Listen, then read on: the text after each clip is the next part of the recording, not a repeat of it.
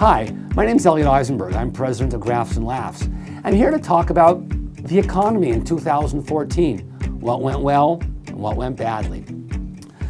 To keep it relatively brief, I think the biggest surprise of 2014, there have been two big surprises.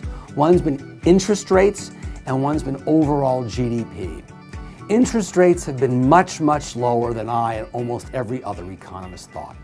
When the year started, the 10-year Treasury was at 3%, and I fully expected by the end of the year it to be at least 3.5. Instead, right now, the 10-year Treasury is at 2.3 and may end the year at 2.4.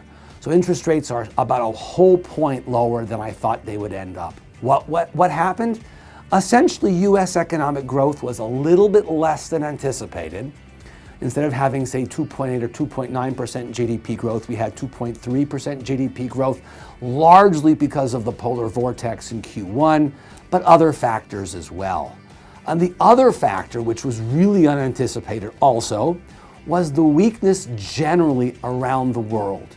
Europe performed much more poorly than we thought and has been close to a recession, and some countries like Italy and so on have been in and out of recession.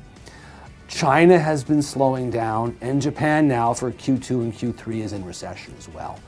So there's been much weaker performance geopolitically, if you will. Oil prices are symptomatic of that. They've come down as well. And housing has been a bit of a disappointment as well.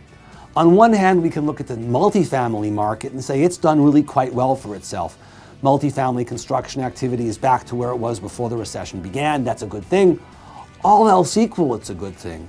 The problem is, to some extent, the improvement in the multifamily sector has come at the expense of single-family activity.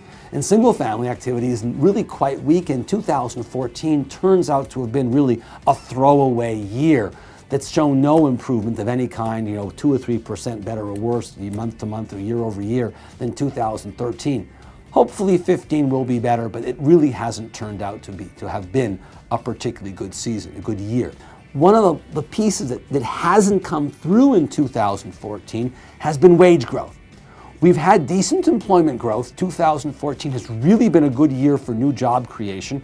We need not only new people getting jobs, bringing in that money to the economy that otherwise wouldn't be spent, but we'd like to see all the existing workers, the 140, 150 million people who work every day, to get us a reasonable pay raise of hopefully in real terms, at least 1 or 2%, and we have not been getting that.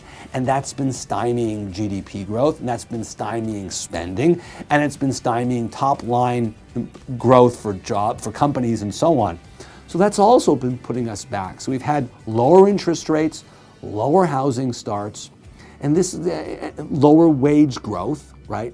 Very limited wage growth. The other thing that's held us back in 2014 was capital expenditures. There was hope that companies would really begin to start to spend money and build plants and build equipment, buy equipment, and that would help the economy go forward. And it's been occurring, but more slowly than we thought. One of the really good things in 2014 that's occurred has been government spending in general.